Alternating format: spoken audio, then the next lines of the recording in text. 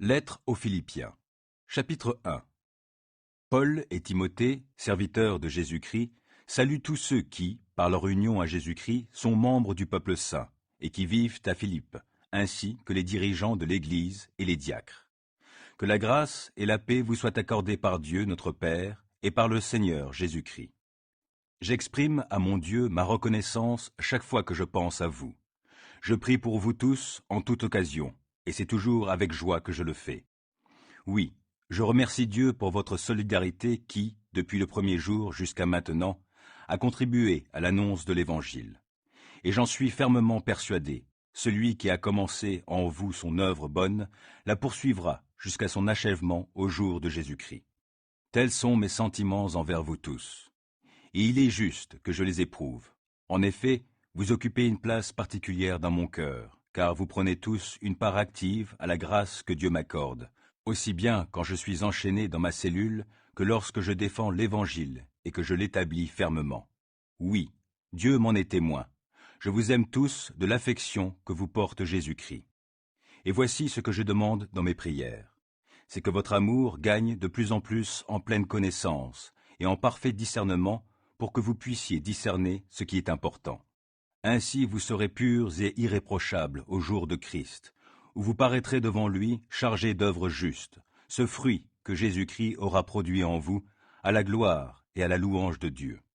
Je tiens à ce que vous le sachiez, frères et sœurs, ce qui m'est arrivé a plutôt servi la cause de l'Évangile.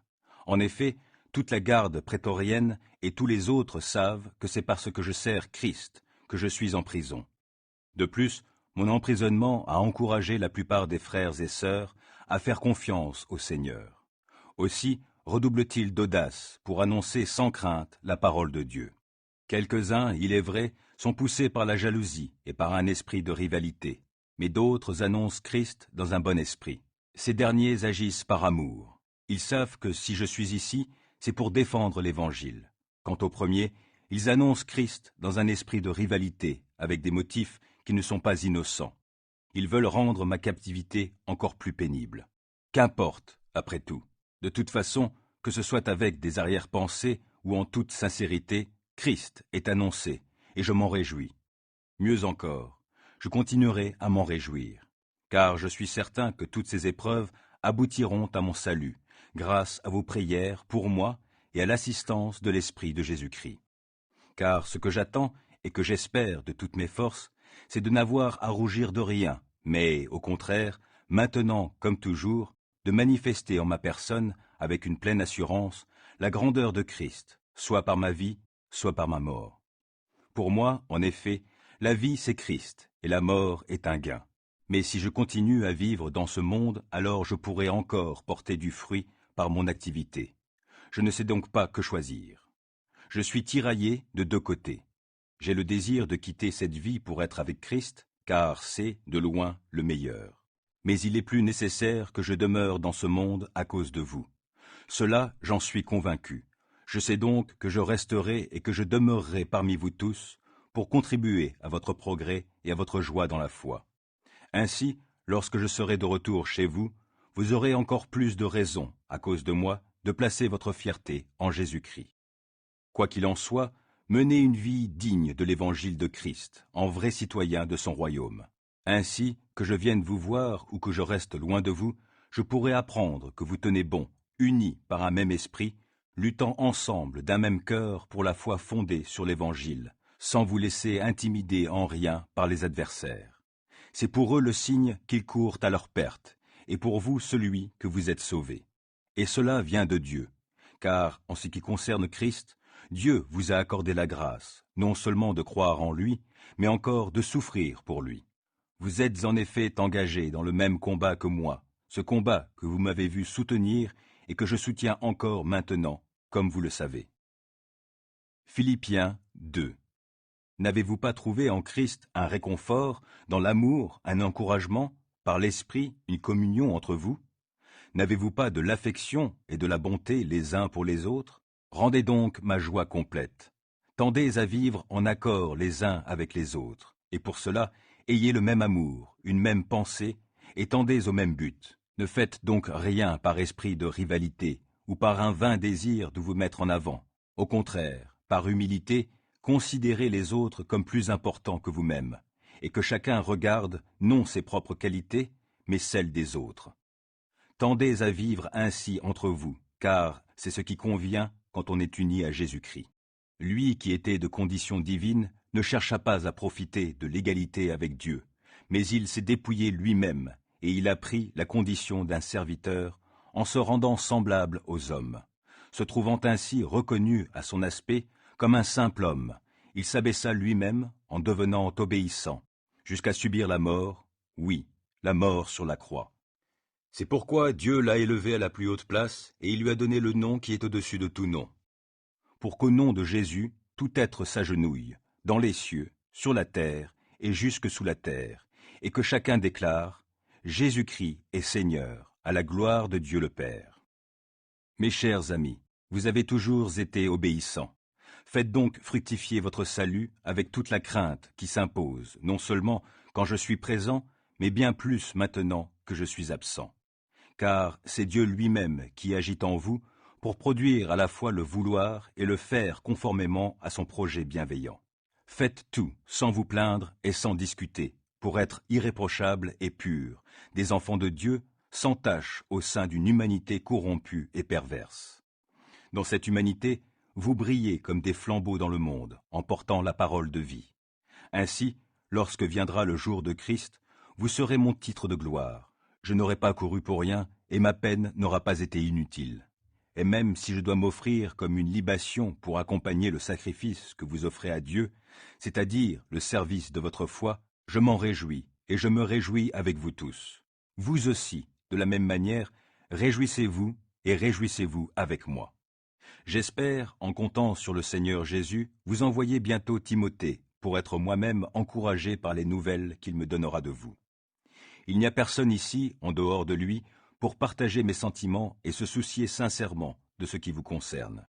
Car tous ne s'intéressent qu'à leurs propres affaires et non à la cause de Jésus-Christ. Mais vous savez que Timothée a fait ses preuves. Comme un enfant aux côtés de son père, il s'est consacré avec moi au service de l'Évangile. C'est donc lui que j'espère pouvoir vous envoyer dès que je verrai quelle tournure prennent les événements pour moi. Et j'ai cette confiance dans le Seigneur que je viendrai bientôt moi-même chez vous. Par ailleurs, j'ai estimé nécessaire de vous renvoyer Épaphrodite, mon frère, mon collaborateur et mon compagnon d'armes, votre délégué auquel vous avez donné la charge de subvenir à mes besoins. Il avait, en effet, un grand désir de vous revoir, et il était préoccupé par ce que vous avez appris qu'il était malade. Il a été malade, c'est vrai, et il a frôlé la mort, mais Dieu a eu pitié de lui, et pas seulement de lui, mais aussi de moi, pour m'éviter d'avoir peine sur peine. Je me suis donc hâté de vous le renvoyer pour que vous vous réjouissiez de le revoir. Cela adoucira ma peine. Réservez-lui donc un accueil digne de votre union commune au Seigneur. Recevez-le avec une grande joie. Ayez de l'estime pour de tels hommes, car c'est en travaillant au service de Christ qu'il a failli mourir. Il a exposé sa vie pour s'acquitter, à votre place, du service que vous ne pouviez me rendre vous-même. Philippiens 3. Enfin, mes frères et sœurs, réjouissez-vous de tout ce que le Seigneur est pour vous. Il ne m'en coûte pas de me répéter en vous écrivant, et pour vous, cela ne peut que contribuer à votre sécurité. Prenez garde aux mauvais ouvriers, à ces hommes ignobles qui vous poussent à mutiler votre corps. En réalité, c'est nous qui sommes circoncis de la vraie circoncision, puisque nous rendons notre culte à Dieu par son Esprit et que nous mettons toute notre fierté en Jésus-Christ, au lieu de placer notre confiance dans ce que l'homme produit par lui-même.